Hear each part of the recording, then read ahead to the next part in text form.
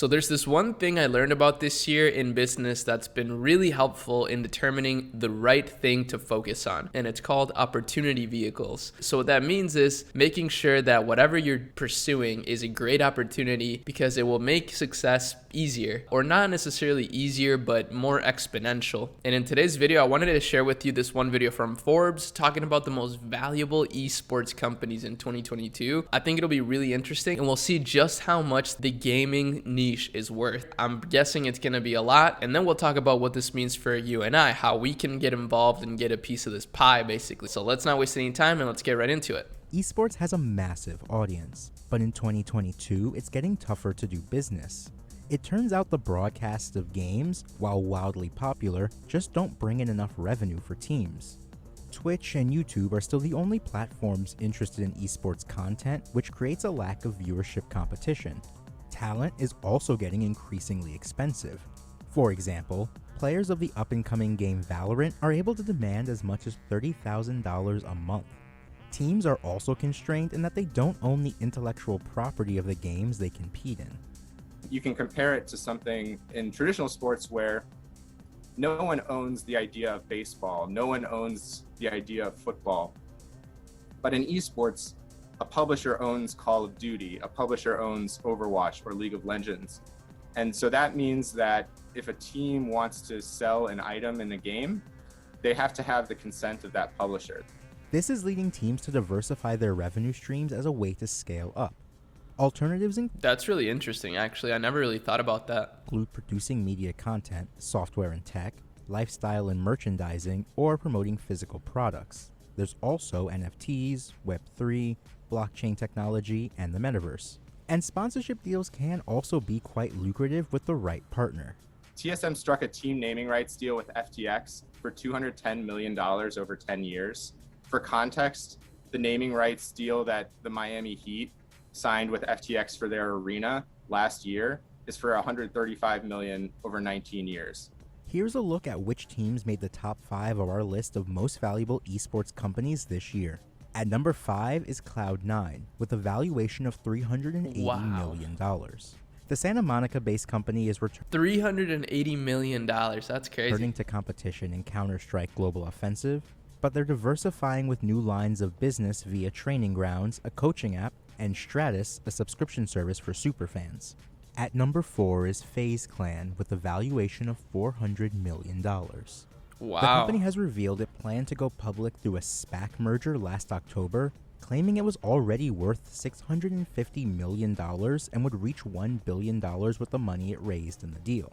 But a recently disclosed agreement with partner Snoop Dogg suggests the company may be lowering its own valuation. At number 3 is Team Liquid, with a valuation of $440 million. The company, which has offices in both Los Angeles and the Netherlands, is diversifying in several directions at once. The company launched the community initiative Liquid Plus last year and has a video content production arm as well as an influencer management agency. At number 2 is 100 Thieves, with a valuation of $460 million. No team in the Forbes esports ranking has appreciated more than 100 Thieves. On the 2020 list, it was in 5th place with $190 million. That's so crazy to think about, guys. All these companies, or maybe not all these companies, but I know like FaZe Clan and 100 Thieves, they've been founded by people like you and I, just like young people that just love video games. But that's how lucrative this space is becoming. These companies that started from nothing by kids that just loved video games are now worth, $500 million. That's insane. And it really speaks a lot to the opportunity vehicle of esports. The company, which is developing a lifestyle brand at the intersection of apparel, entertainment, and esports, announced a $60 million fundraising round last December. That was 2 months after it made its first acquisition, buying the gaming keyboard brand High Ground. And at the top of this year's list is TSM, with a valuation of $540 million. Wow. As mentioned earlier, the company has a 10-year, $210 million naming rights deal with crypto exchange FTX. But TSM's real selling point is its tech business.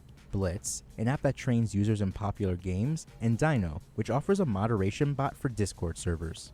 Wait, that's such a good idea for these teams to create coaching programs. The people in these teams are already professionals and at the top of the game. So having them teach a course, for example, to the masses is super smart, very, very smart, and a really great way to add revenue. Online courses is a really good opportunity vehicle as well. Education is really the key to fixing the world. So saying it's a great opportunity vehicle is an understatement. And there's companies like Masterclass, for example, that are worth billions now. And that's basically all they do is sell courses with some of the top people in certain industries.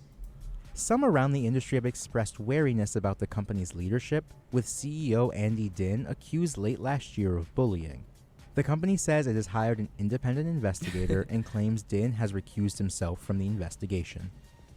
Okay, that was a great video. First of all, it was quick, to the point, loved it. Learned a lot, honestly. I didn't know the valuations of these companies, but I knew that esports was a great niche. If you think about it though, this is just the beginning, and we always hear people like Alex Becker, talk about crypto gaming and how that's going to be the craziest thing, but really, it's just gaming that's going to be a crazy thing. I mean, it already is a crazy thing, but it's only going to get bigger. So I do think crypto gaming will be valid in the future, but for now, gaming as a whole, it's just a great industry to be in. So how can you and I get involved? Well, basically how 100 Thieves did it is a great idea by creating an e-commerce product related to esports. So they bought out a company that creates keyboards. That's a great way to get involved. But if you don't want to start a business around this niche, obviously starting a business is not easy, then there is an easier way to get involved, and this is basically what I'm doing, which is investing in video game companies. So for example, Tencent, which is the company that owns Riot Games, so they own League of Legends, they own Valorant, and they own a whole bunch of other stuff. But just those two names alone, most of these esports teams, that's their main thing, is League of Legends. So by investing in this company that literally owns the game that these teams play, like the guy was mentioning, that gives me leverage in this industry. And Tencent is a publicly traded company. They're extremely undervalued and down pretty bad right now from their high of $99, so down almost 50%, which is kind of ridiculous and a great buying opportunity. But let me know if you guys want me to make a whole video talking about some stocks that I'm investing in.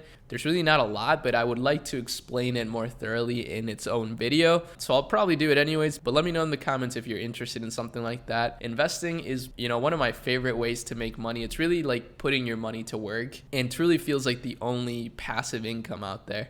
So with that said, I hope you found this video interesting. I had a lot of fun making it. I learned a lot through it, so I'm guessing some of you guys did as well. But with that said, hope you guys have an amazing rest of your day. Make sure you give this video a like and subscribe to the channel for more. And that's about it. I'll see you guys next time. Peace.